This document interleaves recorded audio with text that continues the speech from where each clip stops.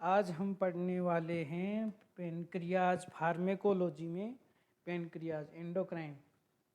तो अल्फ़ा जो होती है उससे तो ग्लूकागोन निकलता है, और बीटा होती है उससे इंसुलिन और एमाइलिन निकलता है, और जो डेल्टा है उससे सोमेटोस्टेटिन निकलता है। ये सोमेटोस्टेटिन अपन ने पढ़ लिया था। और ग्लूकागोन है और इंसुलिन की बात करेंगे आज। तो सबसे पहले ग्लूकागोन की बात करेंगे। ग्लूकागोन से हाइपोग्लाइसीमिया को ठीक करता है, लेकिन जो स्टारवेशन इंड्यूस हाइपोग्लाइसीमिया है उसको ठीक नहीं करता है। जो कई दिनों से भूखा है आदमी, तो उसमें क्या स्टारवेशन, तो और जो एल्कोहल क्रोनिक एल्कोहल है उसमें ऑलरेडी क्या है माल न्यूट्रिएशन वगैरह है, तो उससे अगर हाइपोग्लाइसीमिया होता है तो उसको भी ठीक नहीं करता है ग्लूकागोन। तो एल्कोहल इंड्यूज हाइपोग्लाइसीमिया को भी ठीक नहीं करेगा। फिर है beta blocker poisoning. Beta blocker poisoning में क्या होता है, जैसे मान लीजिए ये अपना क्या हार्ट है, हार्ट पे कौन से ब्लॉकर होते हैं,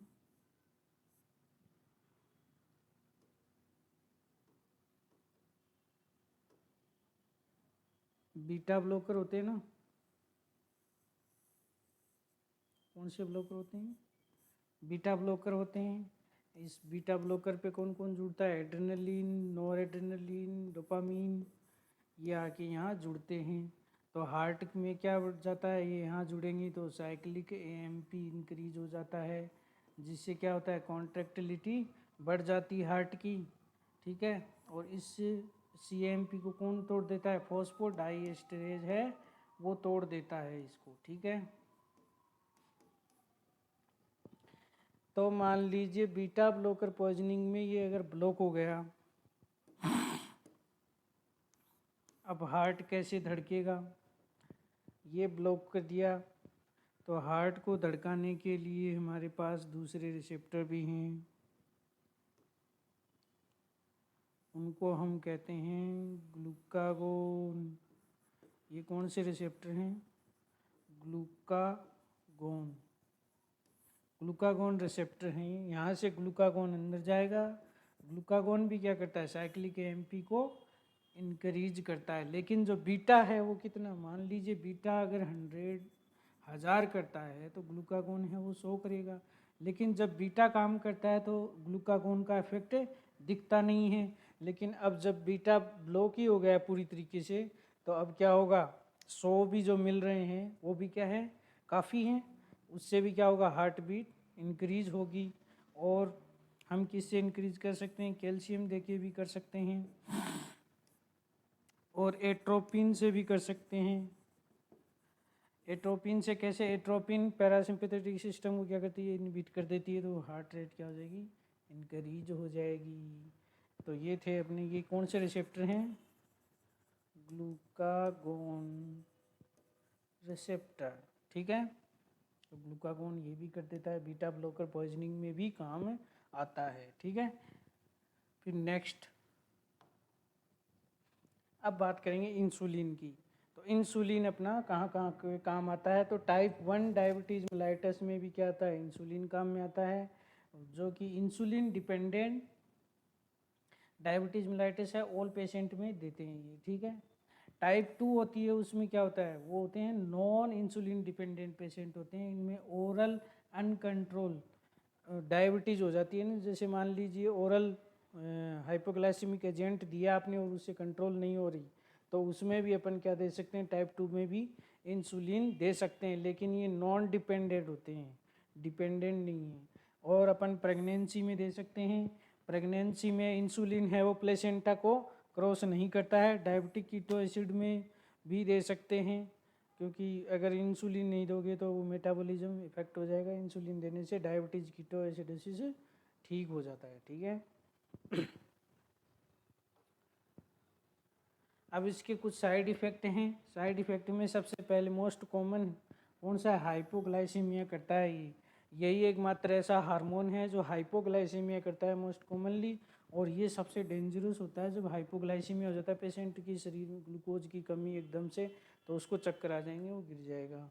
और कैन भी इजीली प्रिवेंट भी कर सकते हैं। क्यों, शुगर खिला दो जल्दी सी, प्रिवेंट हो जाएगा। रूट, रूट है मोस्ट कॉमनली रूट है इसका सबक्यूटेनियस होता है और एब्डोमन पे देते हैं, एक्सेप्ट अराउंड अम्बलिकस, अम्बलिकस के एकदम नज़दीक नहीं देते हैं क्योंकि वहाँ पे फैट बहुत ज़्यादा होता है, वहाँ से अब्जॉर्ब हो या नहीं हो, इसलिए हम अराउंड अम्बलिकस नहीं देते हैं, एब्डोमन में देते हैं। थाई में एंटीरियर और लेटरल पार्ट पे दे सकते हैं, आर्म में भी दे सकते हैं। और आईवी रेगुलर इंसुलिन भी देते हैं इमरजेंसी में। अब तो एक इनहिलेशन इंसुलिन भी आ गया है जिसका नाम है एफ्रीजा। क्या है? एफ्रीजा, जो शॉर्ट एक्टिंग होता है इंसुलिन, शॉर्ट एक्टिंग होता है, एलोन नहीं देते हैं, अकेला नहीं देते हैं, सिर्फ किसी के साथ देते हैं, ठीक है। फिर है टाइप, कितने टाइप होते हैं? शॉर्ट और इंटरमीडिएट और लॉन्ग। तो जो शॉर्ट होते हैं वो क्या होते हैं? रेगुलर होते हैं, और इंटर होते हैं वो एनपीएच होते हैं, और लॉन्ग होते हैं वो इंट्रा लेटेंट होते हैं। और जो शॉर्ट हैं वो सेमी लेटेंट हैं, इंटर हैं वो लेटेंट हैं। तो जो जिंक होता है अपना, वो क्या करता है, ये जो अपनी जो इंसुलिन की जो संरचना होती है वो 6 रिंग की बनी हुई होती है, जो हेक्सामर बोलते हैं। तो ये तो क्या होता है? स्टेबल होती है, इस फॉर्म में क्या होता है, ये स्टेबल होता है। और ये जो मोनोमर होता है, मोनोमर के रूप में ये स्टेबल नहीं होता है, तो जिंक है वो इसको क्या करता है? स्टेबल करता है, इसलिए जिंक ज़रूरी होता है। तो ये सेमी लेटेंट होता है, इस लेटेंट होता है, ये अल्ट्रा लेटेंट होता है। फिर है इंसुलिन एनालोगस। हमने कुछ इंसुलिन के जैसे ही कुछ और भी इंसुलिन बनाए हैं, एनालोगस मतलब उसके जैसा ही है, तो इसको हम सबक्यूटेनियस देते हैं इनको भी, ठीक है। तो ये अल्ट्रा रैपिड भी होते हैं और अल्ट्रा लॉन्ग भी होते हैं। रैपिड होते हैं वो शॉर्ट होते हैं, जैसे कि लिसनोप्रिल और एस्पार्ट और ग्लिसनी। और जो अल्ट्रा लॉन्ग होते हैं वो कौन कौन से होते हैं? ग्लार्जिन, डेट्रामाइड और डीग्लूडेट। डीग्लूडेट है वो क्या है? सबसे लंबा लॉन्ग एक्टिंग होता है, ठीक है। तो इनका जो पीक लेस है वो जल्दी से नहीं आता है प्लाज्मा में, धीरे धीरे आता है, इनका जल्दी आ जाता है। जो शॉर्ट होते हैं इनको सबक्यूटेनियसली देते हैं, अल्ट्रा रैपिड और अल्ट्रा लॉन्ग, दो तरीके के हो गए। फिर है हाइपरकेलीमिया। हाइपरकेलीमिया में क्या होता है, जैसे मान लीजिए ब्लड में पोटेशियम पड़ा है यहाँ, ये क्या है? ब्लड। इसको इंसुलिन दिखा तो ये सेल में चला जाएगा, इंसुलिन इसको किस में पैक कर देता है? सेल में पैक कर देता है। तो इसका साइड इफ़ेक्ट क्या हो जाएगा? हाइपोकेलीमिया। क्या हो जाएगा? हाइपोकेलीमिया। और हाइपरकेलीमिया का ये क्या हो जाएगा? ट्रीटमेंट हो जाएगा, इंसुलिन, ठीक है। फिर है ओरल एंटी डायबिटिक ड्रग्स, इनको बोलते हैं ओरल हाइपोग्लाइसेमिक एजेंट भी बोलते थे, लेकिन यहाँ पे हम क्या बोलेंगे, कुछ बुक्स हैं वो आजकल उसको गलत बता रही हैं। तो ओरल एंटी डायबिटिक ड्रग्स सही है। तो इंसुलिन सिक्रेटा गूजेज हैं, उनमें क्या होता है कि इनके लिए ये इंसुलिन सिक्रेट करेंगी तो इनको 30% से ज़्यादा बीटा सेल सही होनी चाहिए पेनक्रियाज की, तो ये इंसुलिन स्रावित करवाएंगी। और इंसुलिन स्रावित करवाती हैं तो इंसुलिन क्या कर सकता है? हाइपोग्लाइसेमिया कर सकता है। तो अदर जो मैकेनिज्म है उसमें इंसुलिन सिक्रेट नहीं होता है, तो इसलिए इनमें बीटा सेल की ज़रूरत नहीं है, इनमें हाइपोग्लाइसीमिया भी नहीं होगा। तो इंसुलिन सिक्रेटा गुजेज है उसके अंदर क्या होगा? मोर देन 30% बीटा सेल की ज़रूरी है, और हाइपोग्लाइसीमिया करती हैं, ठीक है। अब इंसुलिन इंक्रीज, अब इंसुलिन की मैकेनिज्म देखेंगे, इंसुलिन कैसे इंक्रीज होता है, कैसे आता है ब्लड में। तो सबसे पहले ये मान लीजिए अपनी क्या है? बीटा सेल, और ये अपना ब्लड है। तो किसी भी चीज़ का स्टिमुलेशन जानने के लिए उसका काम पता होना चाहिए। इंसुलिन क्या करता है? इंसुलिन ग्लूकोज को कम करता है ब्लड में। तो अगर यहाँ पे ग्लूकोज बढ़ गया, इसमें यहाँ पे जो रिसेप्टर हैं ये क्या है? GLT2, SGL2, इनसे ग्लूकोज अंदर आएगा, क्या बनाएगा, एटीपी बनाएगा, क्या बनाएगा, एटीपी बनेगा, और ये एटीपी है वो किसको इनहिबिट करेगा, ये एटीपी पोटेशियम चैनल को इनहिबिट करेगा। ये पोटेशियम बाहर जा रहा है, इसको ये क्या कर देगा, इनहिबिट कर देगा, तो इसको बोलते हैं कि एटीपी चैनल होता है ये, ठीक है। अब इसमें क्या होगा, डीपोलराइजेशन होगा। डीपोलराइजेशन होने पे क्या होगा, कैल्शियम अंदर आएगा, कैल्शियम अंदर आएगा तो यहाँ जो इंसुलिन की भरी हुई वेसाइकल्स हैं ये इसको क्या कर देगा, बाहर ले आएगा, तो ये ब्लड में आ जाएगा इंसुलिन। ये वेसाइकल किसकी हैं, इंसुलिन की हैं, ठीक है। तो इससे क्या होगा, कॉन्ट्रैक्शन होगा, कैल्शियम अंदर आ जाएगा, डीपोलराइजेशन हो गया तो उसकी वजह से ये होगा। तो इस SGLT2 से क्या करेगा, ग्लूकोज अंदर जाएगा, एटीपी बनेगा, और एटीपी से क्या होगा, पोटेशियम एटीपी चैनल है वो क्या हो जाएगी, बंद हो जाएंगी, और कौन से चैनल खुल जाएंगे, कैल्शियम वाले चैनल खुल जाएंगे। इस तरह से इंसुलिन ब्लड में आ जाता है। अब अपन जो पोटेशियम एटीपी इनहिबिटर्स हैं वो देखेंगे। इंसुलिन पोटेशियम एटीपीएज इनहिबिटर्स हैं वो एक तो है सल्फोनाइल यूरेज, एक है मिगलिटिनेड। तो जो सल्फोनाइल यूरिन है उसमें फर्स्ट जनरेशन में है क्लोरप्रोपामाइड और टोलब्यूटामाइड, ठीक है। और जो सेकंड जनरेशन है उसमें है ग्लिपिजिड और ग्लिक्लाजिजाइड और ग्लीबेनक्लामाइड, ठीक है। और जो सल्फोनाइल यूरिया है वो क्या करता है, वो ग्लूकोज को बढ़ाता है लेकिन वेट गेन भी करता है, ठीक है। और जो मेग्लीटिनाइड्स हैं उनमें क्या है, नेट ग्लिनाइडेज है और रिप्पाग्लिनाइड है। रिप्पाग्लिनाइड है वो क्या है, शॉर्ट एक्टिंग होती है और उसको पोस्ट प्रेंडियल हाइपरग्लाइसीमिया में देते हैं। पोस्ट प्रेंडियल मतलब कि खाना खाने से पहले देंगे, खाना खाने के बाद। पोस्ट प्रेंडियल हाइपरग्लाइसीमिया क्या होता है कि खाना खाने के तुरंत बाद पेशेंट में क्या हो जाती है, शुगर इंक्रीज हो जाती है, ग्लूकोज इंक्रीज हो जाती है, तो इसलिए इसको खाना खाने से पहले दे देते हैं रिपाग्लिनाइड, ठीक है। ये थी अपनी। अब है क्लोरप्रोमाइड।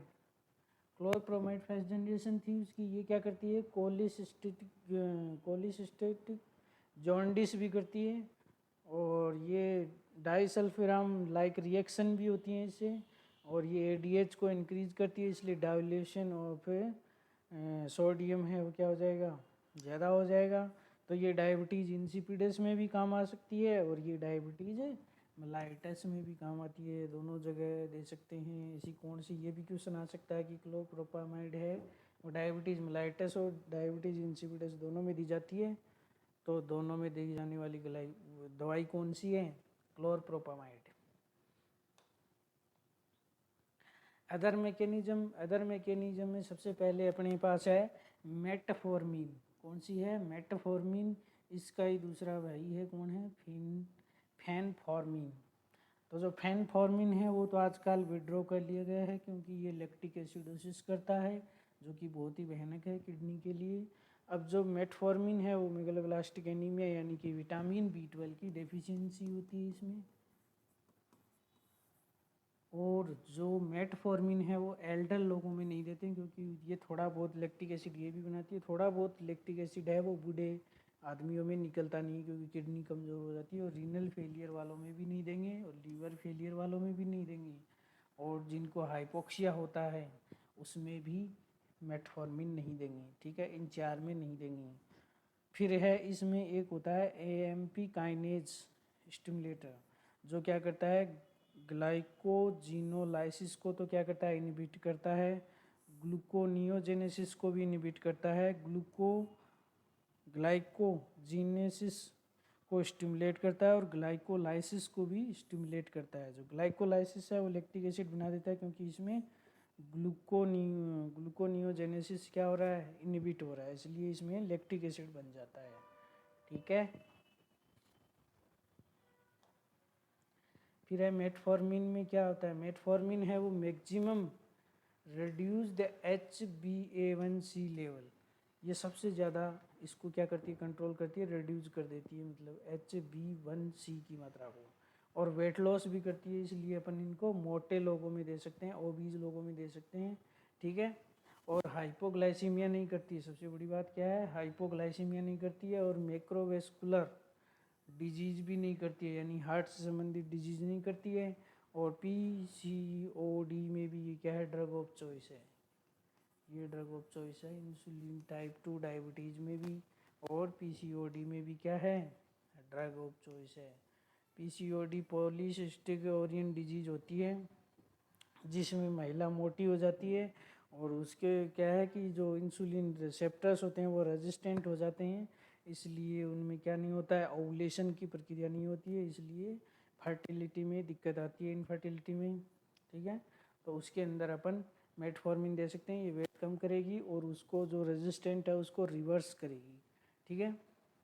रेजिस्टेंट को क्या करेगी, रिवर्स करेगी, इसलिए मेटफॉर्मिन PCOD में भी दे सकते हैं। ये इंसुलिन बढ़ता है तो हार्ट से संबंधित डिजीज भी क्या होती हैं, इंक्रीज होती हैं, हार्ट से संबंधित डिजीज भी इंक्रीज होती हैं। और नेक्स्ट है PPAR गामा स्टिमुलेटर। तो इसमें क्या होता है, इंसुलिन रेजिस्टेंट होता है ना, ये क्या करता है, इंसुलिन रेजिस्टेंट को रिवर्स करता है, इंसुलिन रेजिस्टेंट को इनहिबिट करता है। इसमें है ट्रोग्लिटाजोन एंड रोसीग्लिटाजोन,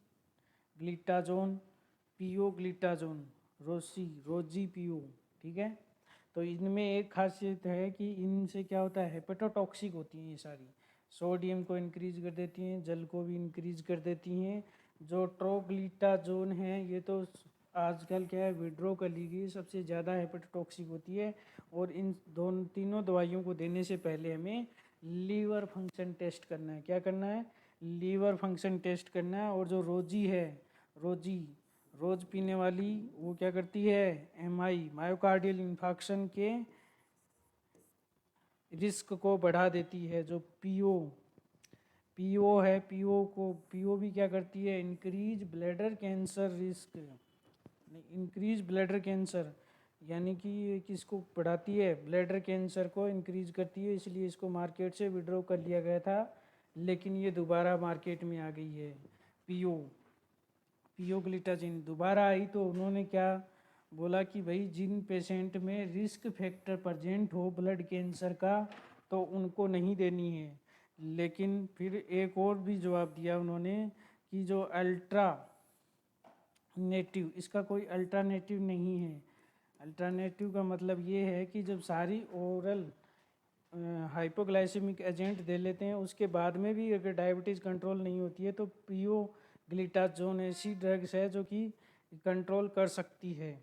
और इसका अल्टरनेटिव, ये सबसे महंगी भी नहीं होती है, चिप होती है, मतलब बहुत ही सस्ती रुपए में मिल जाती है, इसलिए पियोग्लिटाजोन है वो अब इंडिया में दोबारा चलने लग गई है। और एक अपने पास है टेलमी सार्टान अपन कहाँ पे यूज करते हैं, ARB एंजियोटेंशन रिसेप्टर ब्लॉकर में यूज करते हैं।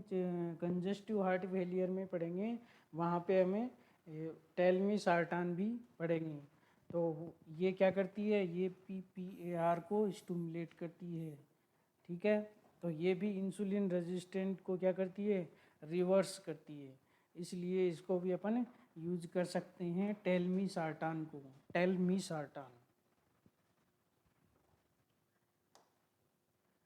फिर है alpha glucosidase inhibitors. Alpha glucosidase inhibitors में एक कार्बोस यूज करते हैं, एक कार्बोस यूज करते हैं। ये है अपने इंटेस्टाइन में बड़े बड़े भोजन के टुकड़े हैं, भोजन के टुकड़े को अल्फा ग्लूकोसाइडेज जो एंजाइम होता है वो छोटे छोटे टुकड़ों में तोड़ देता है। जो छोटे छोटे टुकड़े हैं वो एब्जॉर्ब हो जाते हैं, ठीक है।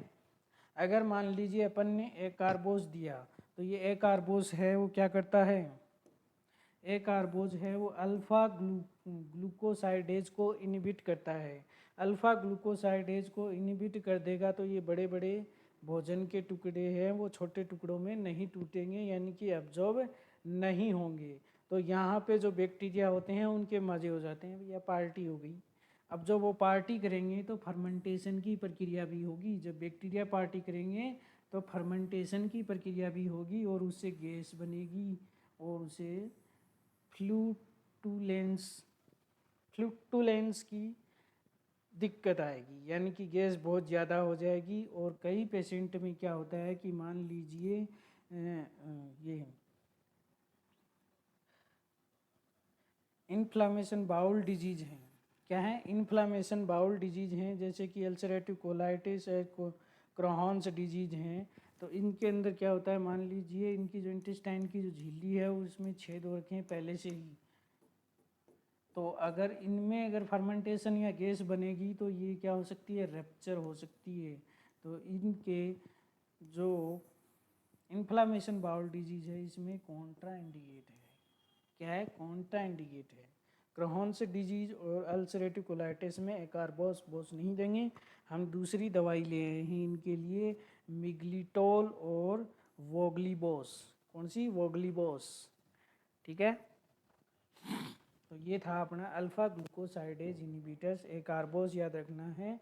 एकार्बोस क्या करता है? अल्फा ग्लूकोसाइडेज को इनहिबिट करता है, यानी भोजन के बड़े अणुओं को छोटे अणुओं में नहीं टूटने देता है।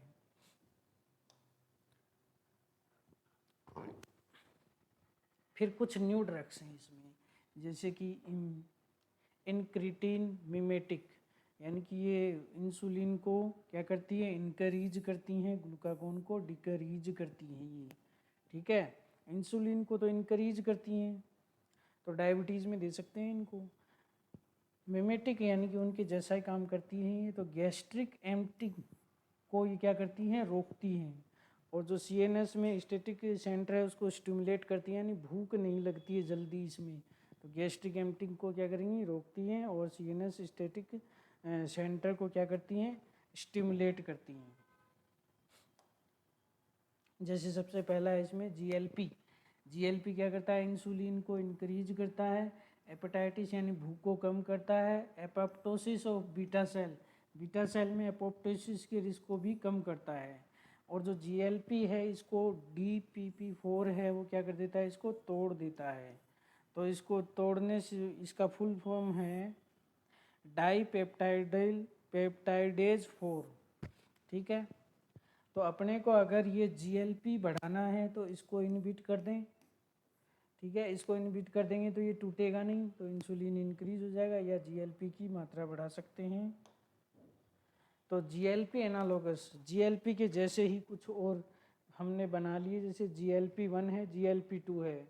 तो GLP-1 तो वेट लॉस करता है, GLP-2 है वो क्या करता है? मान लीजिए किसी पेशेंट की सर्जरी हुई है इंटेस्टाइन की, और उसकी इंटेस्टाइन को काटना पड़ गया और काट के उस छोटा कर दिया गया। तो छोटा कर देंगे तो क्या होगा? वो जैसे खाना खाएगा जल्दी से वापस गटर में जाएगा। तो इसलिए ये जो GLP-2 वाली हैं ये क्या करती हैं? गैस्ट्रिक एम्पटी को रोकती हैं। ठीक है। तो हम इसको टी ग्लूटाइड है, इसको क्या शॉर्ट बाउल सिंड्रोम में दे सकते हैं अपन। किस में दे सकते हैं? शॉर्ट बाउल सिंड्रोम में दे सकते हैं। T2 यानी टी का यानी टू से याद रख सकते हो, GLP-2 है ये। और जो GLP-1 है वो कौन कौन सी हैं? एक्सेनाटाइड और लीराग्लूटाइड और सीमाग्लूटाइड और LB-ग्लूटाइड। तो जो लीराग्लूटाइड है वो तो ओबेसिटी के लिए क्या हो सकती है? अप्रूव हो गई है, यानी मोटे लोगों में लीराग्लूटाइड दे सकते हैं। क्यों? क्योंकि ये क्या करती है? वेट लॉस करती हैं GLP-1 वाली। तो लीराग्लूटाइड है वो तो क्या हो गई है? ओबेसिटी वालों के लिए अप्रूव हो गई है। और इनका जो रूट है जो देने का वो है इंजेक्शन से, सबक्यूटेनियस देते हैं। क्या देते हैं? सबक्यूटेनियस देते हैं। तो ये थी अपने पास GLP एनालोगस। फिर है अपने पास सीमाग्लूटाइड। जो सीमाग्लूटाइड है उसको अपन ओरली दे सकते हैं। क्या दे सकते हैं? ओरली दे सकते हैं। अभी तो सबक्यूटेनियस दे रहे थे पहले वो, लेकिन इसको अपन ओरल दे सकते हैं। तो मोस्ट कॉमनली इसके साथ क्या क्या होता है? नोजिया होता है, इसके साथ पैनक्रियाटाइटिस हो सकता है, और मेडुलरी कार्सिनोमा, थायराइड के रिस्क भी इंक्रीज हो सकते हैं। हाइपोग्लाइसेमिया वेरी लो रिस्क, यानी बहुत कम नेग्लिजिबल होता है, पर ये कर सकती है थोड़ा बहुत। Hypoglycaemia is very low risk, ठीक है। नोजिया होता है, पेनक्रिएटाइटिस होता है, इंक्रीज मेडुलरी कार्सिनोमा, थायराइड के रिस्क भी इंक्रीज हो जाते हैं। तो सीमा है वो बड़ी खतरनाक है, लेकिन सीमा को ओरली ले सकते हैं, ये भी एक फ़ायदा है। अब है DPP4 इनिबिटर्स। DPP4 इनिबिटर्स कौन कौन से हैं? इनमें सब फीमेल के नाम हैं, सीटाग्लिप्टिन, विल्डाग्लिप्टिन और एलोग्लिप्टिन और सेक्साग्लिप्टिन और लीनाग्लिप्टिन, ठीक है। ये सारे फीमेल के नाम हैं। तो इनको अपन ओरली ले सकते हैं। क्या ले सकते हैं? ओरली ले सकते हैं। मोस्ट कॉमन नेजोफेरेंजाइटिस कर सकती हैं ये, और पेनक्रियाटाइटिस भी कर सकती हैं, और रिनल फेलियर में कॉन्ट्राइंडिकेटेड हैं, और नो हाइपोग्लाइसीमिया, हाइपोग्लाइसीमिया नहीं करती हैं। लेकिन जो लीनाग्लिप्टिन है, लीना यानी लेना ज़रूरी है, तो रिनल फेलियर में भी इसको ले सकते हैं। क्या कर सकते हैं? रीनल फेलियर में ले सकते हैं। लीना यानी लेना ज़रूरी है, तो रीनल फेलियर में भी इसको ले सकते हैं।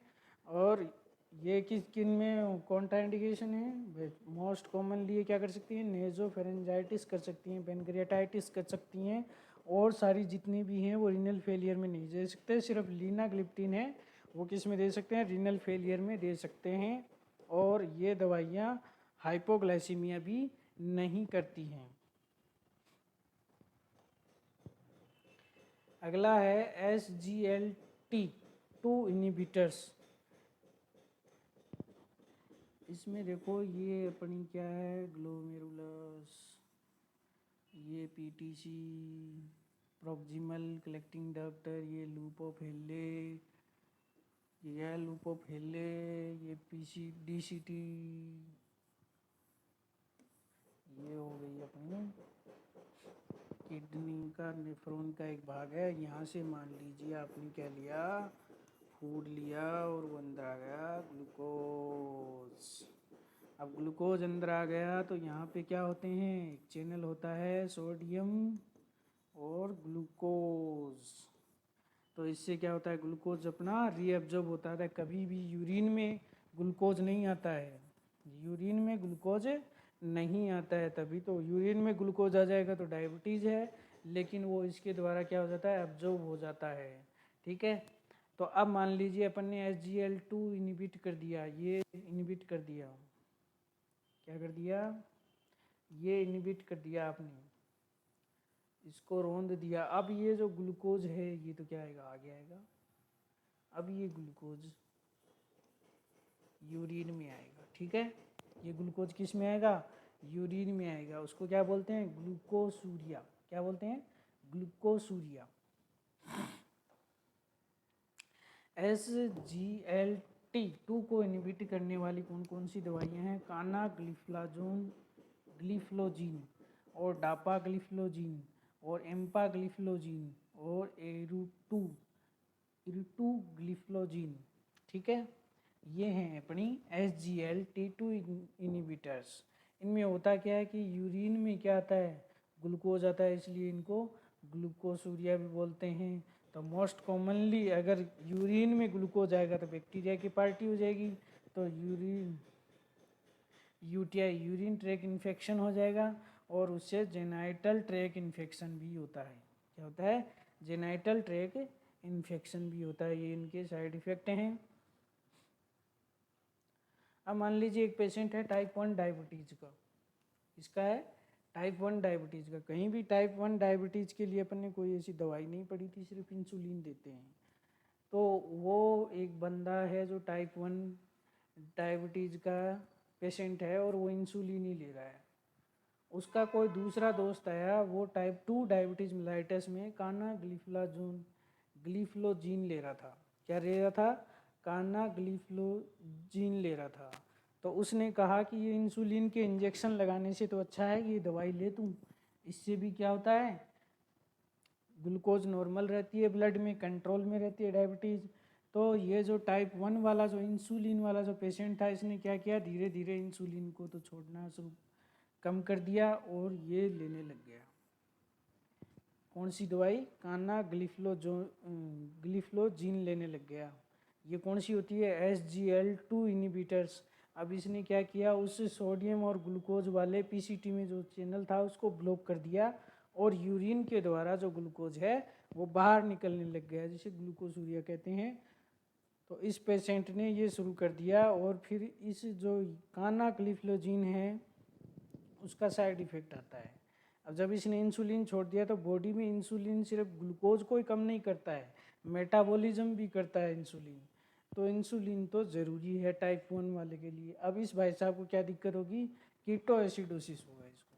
ग्लिफ्लोजीन काना ग्लिफ्लोजीन की वजह से क्या होगा, कीटो एसिडोसिस होगा। क्या होगा, कीटो एसिडोसिस होगा इसको। तो इसलिए टाइप 1 वालों को इंसुलिन ही लेना है, काना ग्लिफ्लाजोन वगैरह ये नहीं लेनी है। लेकिन इंसुलिन वाले में ग्लूकोज तो कंट्रोल हो गई इस पेशेंट में, काना ग्लिफ्लाजोन लेगा तो ब्लड की ग्लूकोज मेंटेन रहेगी, कम रहेगी, लेकिन क्या होगा, कीटो एसिडोसिस हो जाएगा इसमें। तीसरा है अपने पास प्रेमलिनिटाइड। प्रेमलिनिटाइड अपन ने एमाइलिन नहीं पढ़ा अभी तक, जो बीटा से ही निकल रहा था इंसुलिन वाली सेल से। ये क्या करता है, ग्लूकागोन को कम करता है। इसको भी सबक्यूटेनियस रूट से लेते हैं, टाइप 1 और टाइप 2 डायबिटीज़ दोनों में दे सकते हैं। लास्ट है ब्रोमोक्रिप्टीन। ब्रोमोक्रिप्टीन है वो जल्दी अर्ली मॉर्निंग देते हैं, यानी उठते ही देना है, उठते ही गोली दे दो ब्रोमोक्रिप्टीन की, ठीक है। तो ये अर्ली मॉर्निंग देते हैं। तो ये था हमारा क्या, pancreas endocrine system in pharma, ठीक है, जो कि अपना कंप्लीट हो गया है। अपन ने इससे पहले थायराइड वगैरह भी देख ली थी। तो थैंक यू।